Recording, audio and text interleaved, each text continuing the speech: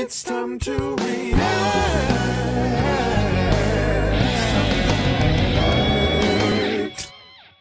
Yes, so I watched the new Beatles documentary Get Back on Disney Plus, and I have some thoughts. Thinking back, I mean, every 3 episodes, every episode 2.5 hours long, so much footage. It is one of the most fascinating things I've ever watched in my life, and Beatles are my favorite band ever, but I feel like even if you aren't that big of a Beatles fan, it would still be such a fascinating thing to watch because of what a big deal they were and continue to be all of these many years later, decades later. They are a fascinating group of guys. Their story was very fascinating, and it's probably the best documentary I've ever watched because it really didn't feel like a documentary. I mean, I had to keep reminding myself that I was watching like the real deal. I was actually watching these people live their lives.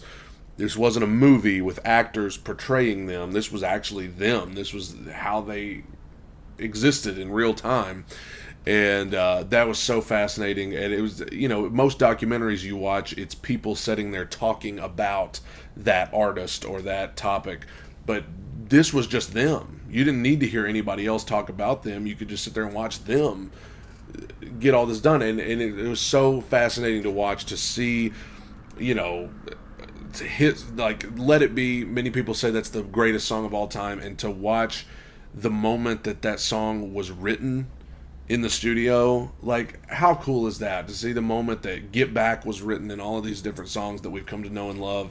The moment that song was thought of and come up with it, that's so amazing. But also, much has been made about their breakup, the Beatles breakup, and what led to them breaking up, and who was mad at who, and who was fighting with who, and Yoko, and all of this stuff. And in the movie, we of course see George Harrison leave the band. I mean, he left and went away, and of course he came back a little while later. But it's fascinating to me that through the documentary, and I know we only see a glimpse, we didn't get to see what happened before the documentary was shot or after, but to see the way they interacted with each other, they clearly had disagreements, they clearly were annoyed with each other at times, but they never raised their voice at each other. They never you never felt like it was about to come to blows. And there was heavy rumors back then that the Beatles were literally getting into fist fights in the studio.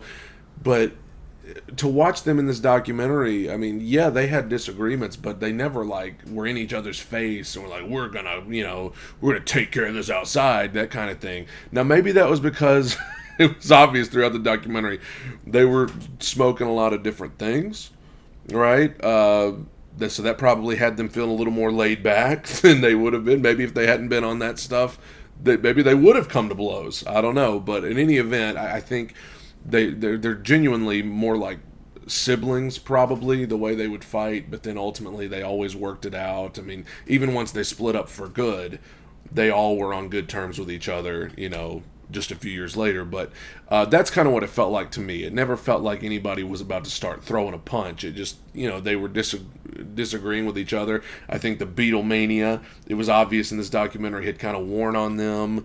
They were kind of exhausted with all of it, and they needed to get away. And I know people resent the fact that John Lennon initiated their breakup not long after this documentary, but they looked like a group of guys who needed to get away from each other, not even because of each other, but just because of the hysteria surrounding them and all they'd been through together. They looked like a group of guys that needed a break. So I thought that was telling, because much has been made about their breakup and people speculating things, but I think in this documentary you got to see a glimpse into what it was really like. They had their disagreements and things like that, and even to the point where George in this documentary left, but it was never like, we're gonna fight, so I thought that was cool. I think, to see the process of them in those days writing their songs, like they had to write 14 songs in 2 weeks, planning a TV show, trying to write a whole album.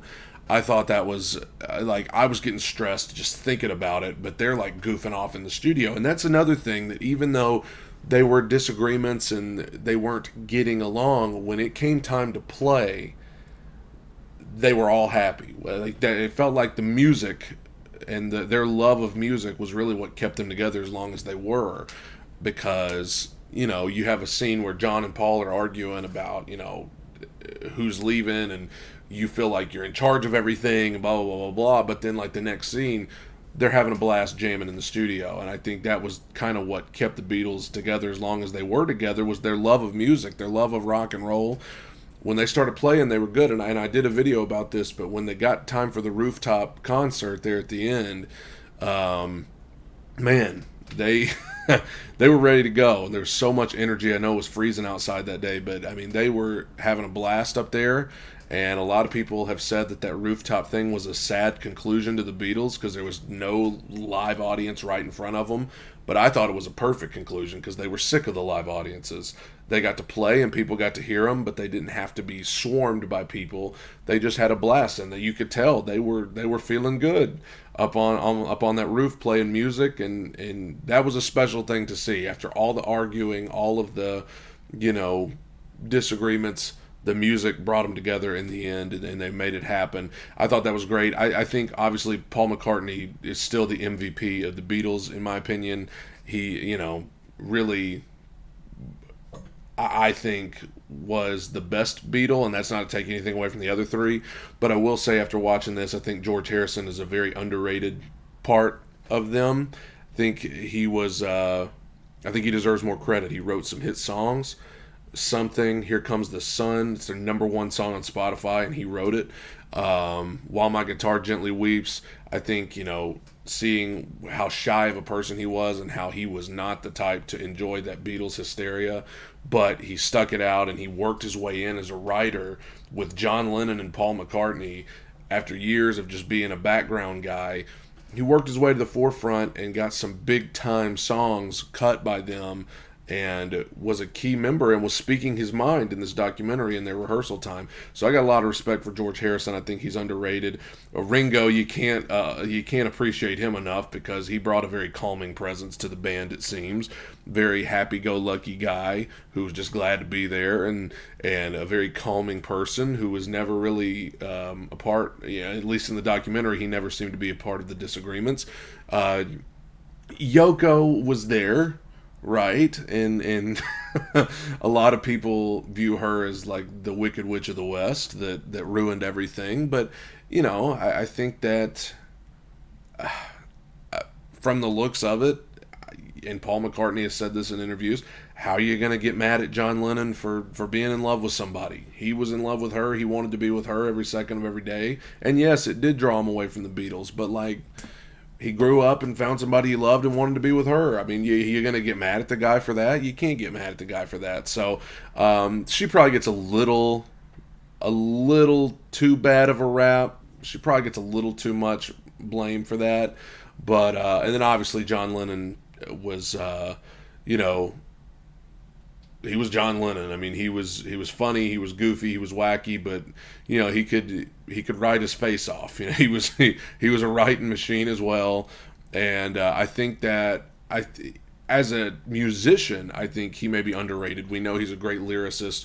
We know he had some good vocal ability, but I think as a guitar player as well, and as just an all-around musician, he was probably, in the end, probably a good presence to have in the studio because he was so wacky and saying funny things, goofy things. And then, Paul McCartney seemed the most invested in the band. I think he seemed like the one who didn't want to let it go the most. You had the scene where, George had left and it looked like John was going to leave, and Paul was like, had tears welling up in his eyes because he realized it was about over.